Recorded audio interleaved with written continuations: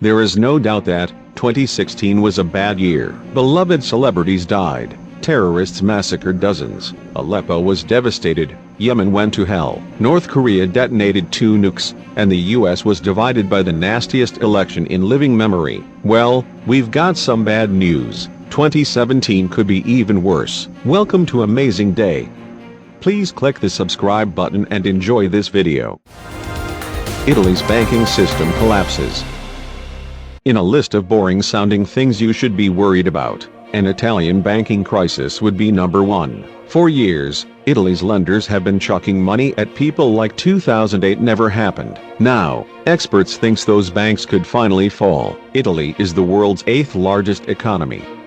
It's also a Eurozone country, so it could bring the whole EU crashing down. The Greek debt crisis nearly collapsed the euro, and Greece barely edges into the top 50 global economies. Italy going down would be like sticking a block of Semtex under the euro, and pressing the button marked kaboom. As a single entity, the EU has an economy larger than China. If it goes, the effects on the world would be enormous. US consumers would be hurting faster than you can say global depression. The US and China engage in a trade war.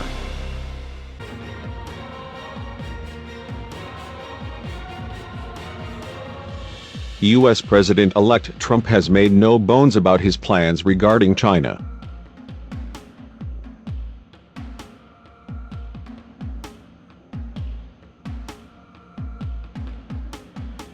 He wants to slap tariffs on Chinese goods and square off against Beijing over trade.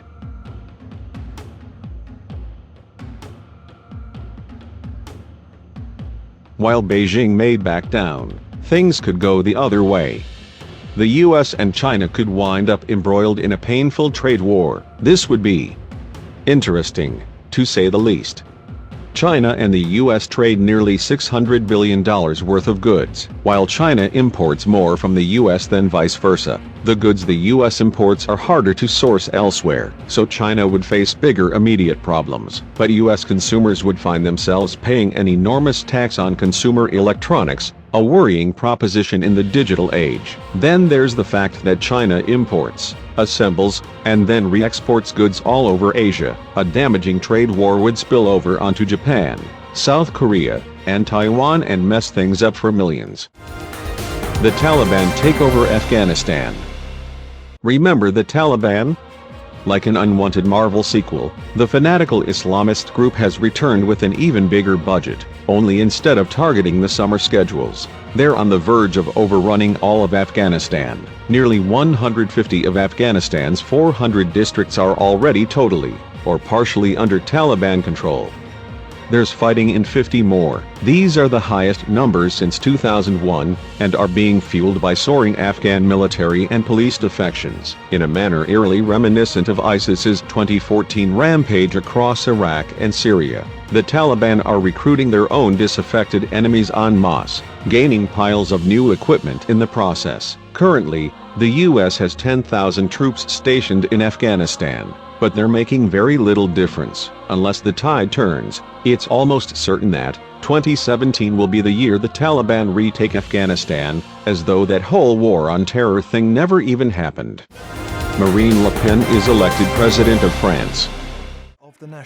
Marine Le Pen's Front National Party is currently leading in polls for France's 2017 elections.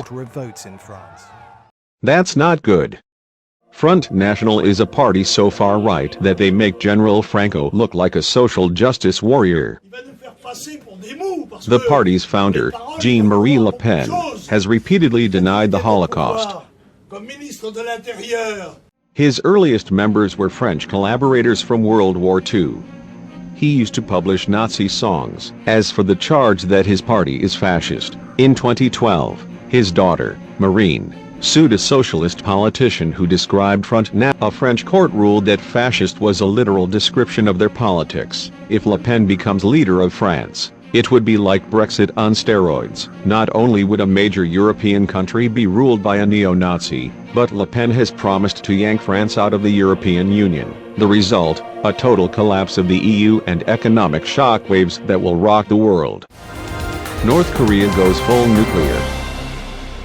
North Korea is the gag nation. While Iranian nukes worry us, North Korea acts as a punchline in Seth Rogen movie. In truth, we may be underestimating the DPRK. 2017 could see their nuclear capability go from scary background noise to terrifying threat. In 2016, Pyongyang carried out 2 nuclear tests, bringing its grand total to 5. No other nation in history has made it to 5 tests without perfecting a device it can attach to a missile. Kim has made ramping up rocket research a priority. Crazy as it sounds, North Korea might be closer to a working, ready-to-deploy nuclear missile than we realize. Conservative estimates put mid-2018 as the point that North Korea reaches full nuclear capability. But there's a chance it could be earlier. Kim already has 20 nukes, a fleet of missiles, and a fragile ego. For the pudgy tyrant, entering the nuclear club early would be worth any number of his people starving. ISIS unleashes carnage in Europe. In the 13 months since November 2015, ISIS and his inspired terrorists have killed over 260 innocent people in Europe and more, if you include attacks in Turkey. Horrific as this is, it could merely be a taster of what is to come. With ISIS's Iraq and Syria strongholds collapsing, Western jihadists are being sent back home by the thousands, all with only one goal: to cause maximum casualties to civilians. According to Europol, these returning fighters have been briefed to try to launch attacks in European countries, with France, Germany, and Britain the top targets. Scarily, it's thought that these attacks may well involve weapons of mass destruction like sarin and anthrax. Although many will be foiled, it would just take one successful attack to cause untold casualties. A crippling cyber attack. On December 23, 2015, a group of hackers infiltrated and disabled 3 major power stations in western Ukraine, leaving 230,000 homes without power in the middle of a freezing winter. It was the first major cyber attack on a power grid in history. Scarily, far from being soft targets. Those Ukrainian power stations had better cyber protection than most U.S. ones. Foreign policy experts have been warning about a crippling cyber attack on vital U.S. infrastructure for years. But after the Ukrainian attack, those warnings have become deadly serious. In Ukraine, power was restored after 6 hours by using manual backups which U.S. substations lack. If a similar attack hit the U.S., the power could stay out for months on end. Such attacks are increasing in number. In mid-2015, France's TV5 was almost destroyed by Russian hackers. In winter 2016, Ukraine's power grid was hit again. It may only be a matter of time before the U.S. is targeted. Genocide in Africa and Asia. Right now, Iraq, Yemen, and Syria are vast killing zones. Parts of Nigeria, Pakistan, and Afghanistan are engulfed in violence, and people are still dying in Ukraine, Mexico, and Somalia. To this dispiriting list, 2017 may add 2 more countries, Myanmar and the Central African Republic. The CAR is an ethnically divided, failing state with armed gangs roaming its countryside and has been at boiling point for the last 2 years. Observers are worried it will spill over into ethnic violence, if not outright genocide, any day. Myanmar, on the other hand, was meant to be a success story. After the country transitioned to democracy after 60 years of dictatorship, it was supposed to become a beacon of the free world. Instead, security forces began destroying villages belonging to the Rohingya minority and ethnically cleansing their populations. Frighteningly, all the indicators for a potential genocide to unfold in 2017 are already in place. A major war. Is 2016 the new 1913?